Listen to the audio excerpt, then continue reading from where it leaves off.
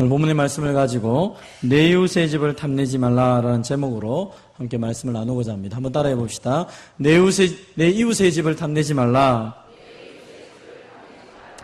십계명은 하나님을 사랑하는 것과 이웃을 사랑하는 방법, 그리고 하나님을 예배하는 것과 이웃을 어떻게 나의 몸처럼 사랑할 수 있을까에 대한 것들을 하나님이 말씀해 주시는 것이라고 그랬습니다.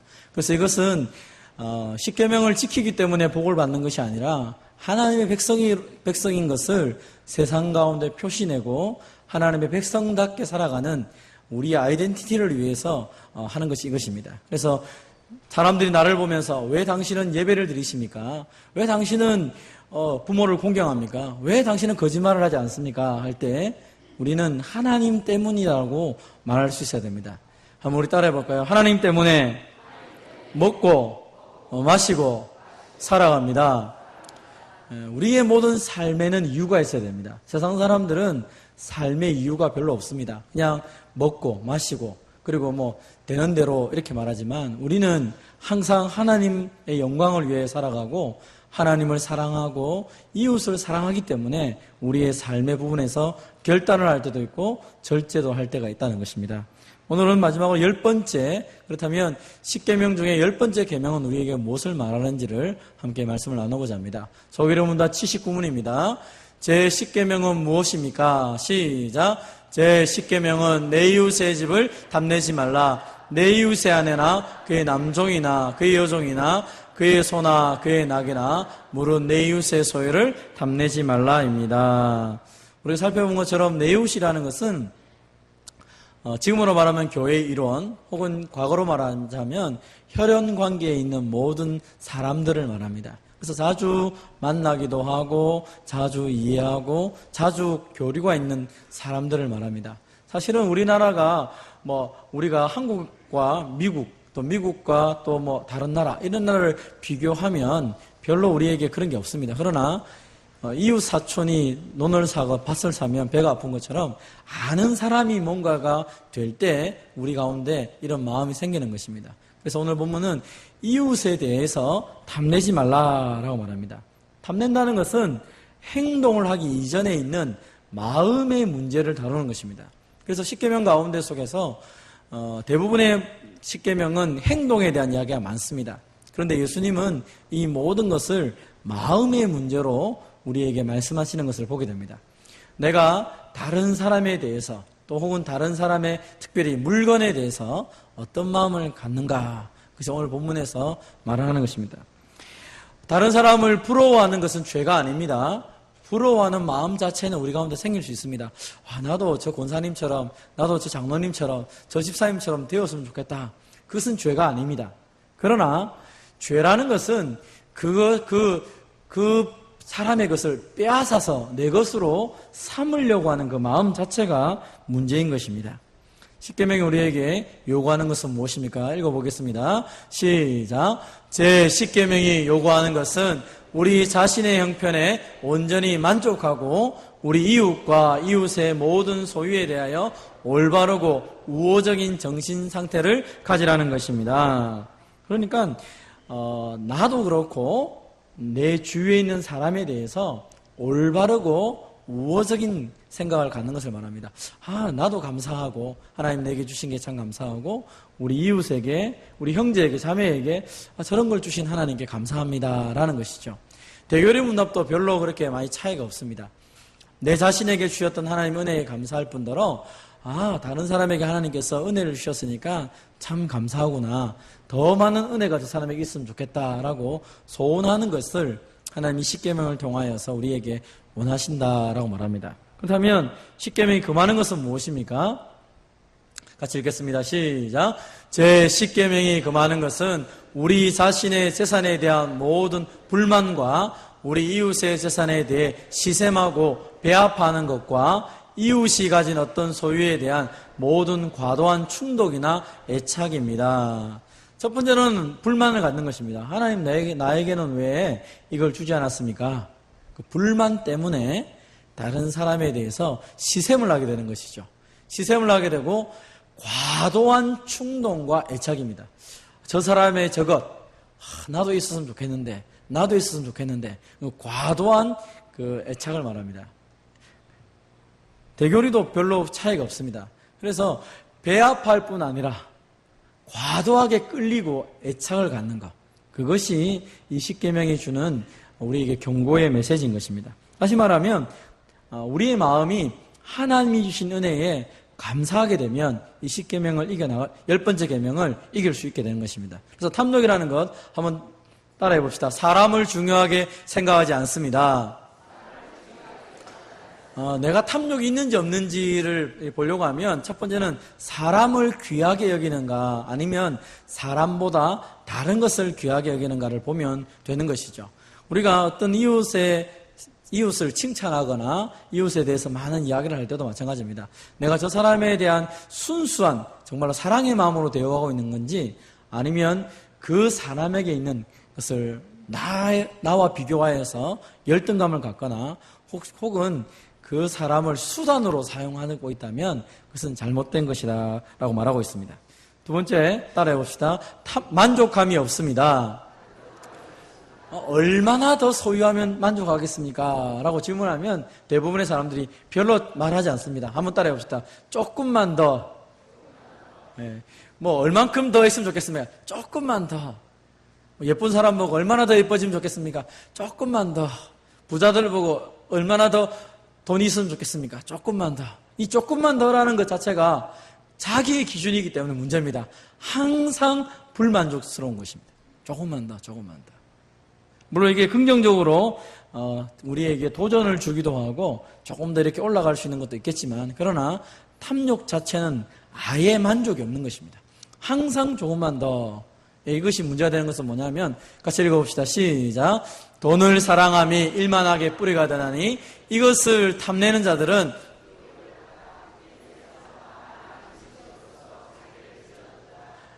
탐심의 문제는 미혹을 받아 믿음에서 떠나가게 된다는 것입니다.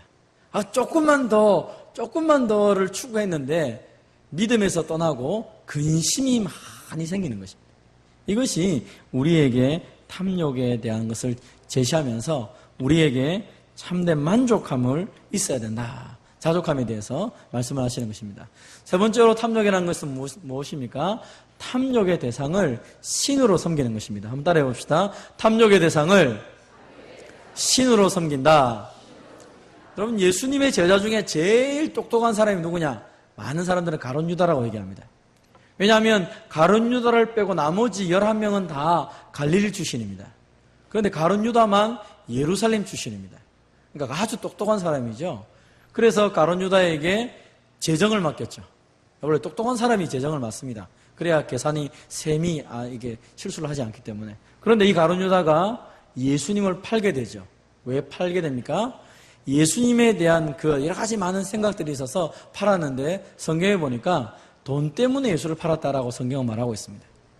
심지어 요한복음의 다른 성경에 보면 이 가룟 유다를 가리켜서 저는 도적이다 이렇게 표현하기도 합니다. 그 마음에 예수님을 따라다니고 예수님의 기적을 보고 예수님처럼 함께 행동했음에도 불구하고 돈에 대한 욕심을 포기하지 못하니까 그가 돈을 신으로 여기고 예수님을 버렸다는 것입니다. 얼마나 안타까운 일입니까? 차라리 예수님을 몰랐으면 원래 그렇다라고 말할 수 있는데 늘 예수님과 함께 있었는데 돈이 예수님보다 더 중요하다고 생각해서 마침내 예수를 판 것 자체가 얼마나 안타까운지 모르겠습니다. 그래서 성경은 우리가 어떤 대상이나 것을 과도하게 사랑하는 것을 가리켜서 우상 숭배다라고 말하는 것입니다. 왜냐 하나님보다 더 귀하게 여기기 때문입니다. 그럼 그렇다면 왜 많은 사람들은 그렇게 됩니까? 결국은 그것은 자기의 욕심 때문이다라고 성경은 말합니다. 그래서 내가 하나님에 대해서 또 하나님이 내게 주신 것에 대해서 감사하며 살아가는 것이 이 탐욕의 문제를 이겨낼 수 있는 가장 좋은 비결입니다. 자, 그렇다면 구체적으로 세 가지 살펴봅시다. 한번 따라해 봅시다. 탐욕을 극복하려면 거절할 줄 알아야 합니다. 예스, 노가 분명해야 되는 것입니다. 누구한테요? 첫 번째는 자기 자신한테 예스, 노가 분명해야 됩니다. 저거는 아니야. 헛된 것이 자꾸 이렇게 사람들이 바람을 넣을 때 아니다라고 말할 수 있어야 됩니다. 내가 어떤 사람인지, 하나님이 내게 무엇을 주셨는지 명확한 것을 가지고 얘기해야 되는데 자꾸 사람들이 부풀리는 말에 나도 유혹되다 보면 예스, 노가 불분명해집니다. 하나님께서 나를 통하여 하실 일들, 하나님께서 내게 주신 거에 대한 그 자체에 감사하는 것이 필요한 것이죠. 따라해 봅시다. 자족하는 능력이 있어야 합니다. 예, 감사에 대한 내용이죠. 그러니까 감사하는 마음이 있는 사람은 탐욕을 이겨낼 수가 있습니다. 아, 하나님이 나에게 이런 것을 주셨구나. 하나님 나에게 이런 걸 주셨구나. 우리 옆 사람에게 말합시다. 하나님께 감사합시다. 당신이 있어서 너무 고맙습니다. 네, 가족끼리 있으면 이렇게 얘기하면 됩니다. 당신이 나의 가족이라서 너무 좋습니다. 이렇게 하시고요. 가족끼리 없으면 당신이 우리 교회에 있어서 너무 좋습니다. 시작. 네. 함께 있다는 것, 감사하고 즐거워하는 것은 하나님께서 우리에게 다른 욕망이 생기지 않도록 그것을 이겨낼 수 있는 힘을 주시게 되는 것이죠. 사도 바울은 자신의 인생 가운데 속에서 어떤 형편에 있든지 자족하기를 배웠다라는 이 고백을 합니다. 우리가 잘 아는 것처럼 빌립보서 4장 13절 내게 능력 주시는 자 안에서 내가 모든 것을 할 수 있다라는 이 고백은 자족하는 자에게 주신 은혜입니다. 주님이 능력을 주셔서 어떤 형편에 있든지 형편을 바라보는 것이 아니라 주님을 바라보게 되니까 감사가 되는 것입니다. 우리는 많이 있어야 감사한다라고 생각하면 반대로 얘기하면 적게 있을 때는 불평하겠다는 것입니다. 건강하면 감사하겠다라고 말하면 아프면 불평하겠다는 말이 될 수도 있습니다. 그래서 가난하든 부유하든 건강하든 건강하지 못하든 어떤 형편이 있든지 간에 하나님이 내 곁에 계시고 하나님이 나를 사랑한다면 이 모든 것들을 합력하여 선을 이루어갈 수 있다는 그 확신들을 가지시기를 바랍니다. 세상 사람들은 높이 올라가야 되고 더 많은 것을 취하면 복이다라고 말합니다. 꼭 그렇지 않습니다. 성경에서 요셉이 총리가 된 것은 감옥에 갈 때 총리가 됐습니다. 아주 이해가 되지 않는 이야기입니다. 다니엘이 바벨론 땅에 총리가 될 수 있었던 것은 그가 노예로 잡혀갈 때 가능했던 것입니다. 성경을 읽어보면 우리 하나님은 우리가 생각하는 것 반대길로 인도하실 때가 참 많습니다. 그런데 하나님께 쓰임받았던 대부분의 사람들의 공통적인 특징은 그 모든 상황 속에서 하나님께 감사하고 하나님을 붙잡고 하나님을 놓지 않았다는 것입니다. 하나님을 놓치지 않으면 하나님이 때가 되면 우리를 높여주신다는 것입니다. 그러므로 늘 하나님의 은혜 속에서 감사할 수 있는 저와 여러분 되시기를 바랍니다. 절대로 하지 말아야 될 것 따라합시다. 타인과 자신을 비교하지 마세요. 옆 사람 보고 한 번 더 얘기합니다. 당신은 다이아몬드처럼 빛납니다. 빛납니까? 네, 한 번 더 합니다. 당신은 사파이어처럼 빛납니다. 네, 사파이어나 다이아몬드, 물론 다이아몬드가 돈이 좀 더 올라가는 것처럼 최근에 보이는데 사파이어도 존귀하게 받을 때가 있고요. 성경은 재밌죠. 금과 은을 비교하면요. 구약 성경을 보면 은이 더 귀합니다. 금보다. 그런데 신약시대 보면 다시 금이 좀 귀한 것처럼 보일 때가 있는데요. 그러니까 비교를 할 수 있는 가치 대상이 되면 비교가 되지만 비교할 수 없는 대상은 비교하지 않는 것입니다.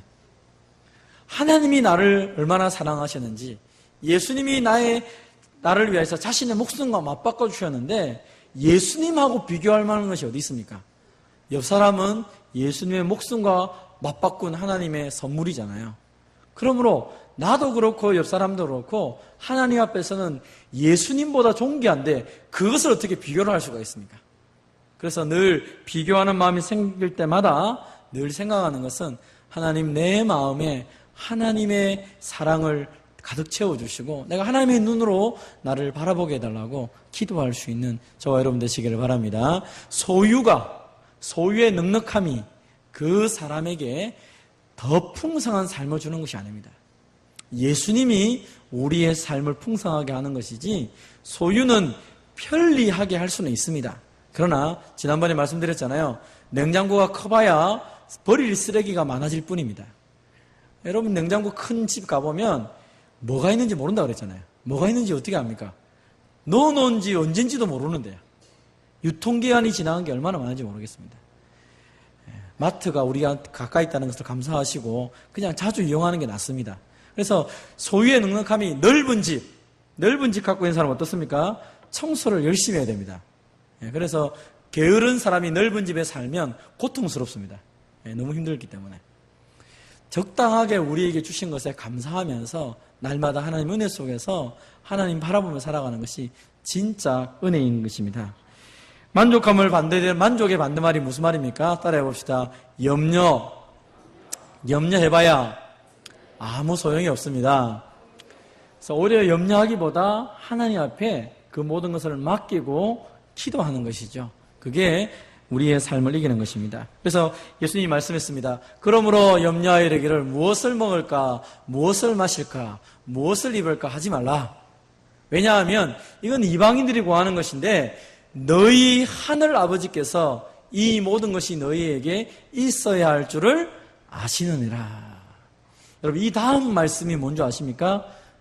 그런즉 너희는 먼저 그의 나라와 그의 의를 구하라. 그리하면 이 모든 것을 너희에게 더하시리라. 하나님의 나라를 추구하며 살아가는 모든 사람들에게 주어지는 약속이 뭐냐면 하나님이 너희에게 무엇이 필요한지를 알고 계시고 그 하나님이 공중에 나는 새와 들의 백합화를 입히시고 먹이시는 것처럼 너희들의 생애를 내가 책임져 줄 테니까 너희는 하나님 나라만 바라보고 살아라 라고 말하는 것입니다. 사랑하는 성도 여러분, 하나님의 나라, 그것은 세상 것으로 채워질 수가 없는 것입니다. 돈이 아닙니다. 오히려 하나님은 말합니다. 내가 너를 버리지 않고 내가 너를 떠나지 않는 이것 때문에 감사하고 이것 때문에 힘을 내고 살아라 라고 말하는 것입니다. 하나님이 저와 여러분과 함께 한다면 다른 모든 것들은 덤으로 덧입혀주시는 줄 믿으시기를 바랍니다. 같이 읽어봅시다. 시작. 만족은 행복의 또 다른 이름이요 이 행복은 관계의 열매입니다. 그리스도의 사랑을 알 때 진정한 행복입니다. 우리 마음에 만족이 생기는 것은 하나님과의 관계, 예수님과의 관계가 충분해지면 어떤 형편에서든지 감사할 수 있죠. 그래서 빈들이나 초막이나 내가 어디에 있든지 간에 하나님과 관계만 되면 감사하며 살아갈 수 있다. 이게 진짜 믿음의 고백인 것입니다. 우리는 환경 때문에 감사한다, 환경 때문에 절망한다 이런 소리가 아니라 하나님 그분 한 분 때문에, 주님 한 분 때문에 정말로 감사하며 살아가는 저와 여러분 되시기를 바랍니다. 마지막입니다. 따라해 봅시다. 탐심을 극복하려면 나눔의 삶을 실천해야 합니다. 같이 읽어봅시다. 시작. 하나님께 드림을 습관화하십시오. 이웃과의 나눔을 습관화하십시오. 나눈다는 것은 하나님의 공급하심을 믿기 때문에 가능한 것입니다. 하나님이 나의 인생을 책임져 주지 않는다면 아무도 나누어 줄 수가 없습니다. 그러나 하나님이 내 인생을 책임져 준다면 우리의 삶은 나누는 것에서 두려워하지 않는 것입니다.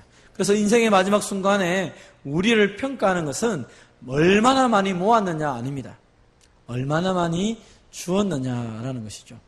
어떻게 알고 있습니까? 여러분 장례식장을 보면 알 수 있습니다. 여러분의 장례식장을 생각해 보십시오. 어떤 사람은 왜 장례식장에 사람들이 모여드는지, 어떤 한 사람이 정말로 사랑으로 베푼 그 사랑에 감격하여 많은 사람들이 모여드는 경우도 있습니다. 어떤 사람은 그냥 누구누구 때문에 모여들게 합니다. 장례식이 별로 가치가 없습니다. 왜요? 아무도 그 장례에 대해서, 그 돌아가신 분에 대해서 생각하지 않는 장례가 있기 때문입니다. 그러나 진짜 진정한 장례를 가보면 그 돌아가신 분에 대한, 고인에 대한 이야기를 하면서 많은 사람들이 사랑을 받은 사랑에 대해서 이야기를 하는 경우를 본 적이 있습니다. 저는 저와 여러분이 마지막 이 땅에서 생을 다했을 때에 하나님께 영광을 받고 하나님께 칭찬받는 건 말할 뿐더러 우리의 장래가 하나님의 사랑을 나눌 수 있는 그런 아름다운 장례식이 되었으면 좋겠습니다. 어떻게 나누어 주고 살았느냐, 어떻게 사랑을 베풀었냐, 그것이 우리의 마지막 평가가 될 것입니다. 마지막 결론적으로 한번 읽고 마치겠습니다. 시작. 하나님이 내 인생의 주인이심을 선언, 배우자를 사랑하는 데 헌신, 하나님이 주신 소명에 충성, 탐욕을 이기는 방법이죠. 그래서 여러분 하나님께 하나님이 내 인생의 주인이다. 끊임없이 선언하시고, 그리고 하나님이 여러분에게 선물로 주신 배우자, 가족들을 진짜 사랑하십시오. 여러분, 여러분에게 선물로 주신 가족은 내가 원해서 생긴 가족이 아닙니다. 배우자 결혼하는 것도 세상 사람들은 내가 배우자를 선택했지요 라고 말하지만 우리는 그렇게 말하지 않습니다. 하나님이 짝지어 주셨다 믿습니다. 부모와 자식 관계도 마찬가지입니다. 내가 부모를 선택한 적도 없고 내가 자녀를 선택한 적이 없습니다. 그 말이 무슨 말이냐면 하나님의 사랑을 가장 많이 누리며 살아라고 하나님이 묶어주신 것입니다. 그래서 여러분 정말로 누구보다도 여러분의 가족을 사랑하시고, 그리고 그 가족이 받은 사랑을 서로 나누면서 세상 가운데 하나님의 복을 드러내는 아름다운 사랑의 공동체, 소망의 공동체가 되어야 될 것입니다. 그 가족들이 모여서 교회가 되어서 이 교회가 세상을 아름답게 해야 될 것입니다. 여러분 가운데 내 마음에 불평이 있는 분들이 있다면 하나님께 기도하시고 하나님 주시는 그 만족감으로 감사하며 살아가기 원합니다. 이 십계명은 하나님을 사랑하는 것과 이웃을 사랑하는 것을 우리의 삶 가운데 표현하는 방법이라고 그랬습니다. 신앙의 고백이요 사랑의 표현입니다. 여러분 때문에 많은 사람들이 정말로 하나님의 사랑을 알게 되기를 바라고, 여러분의 신앙 고백을 통하여서 많은 사람들이 하나님의 복을 받기를 주님의 이름으로 축원드립니다.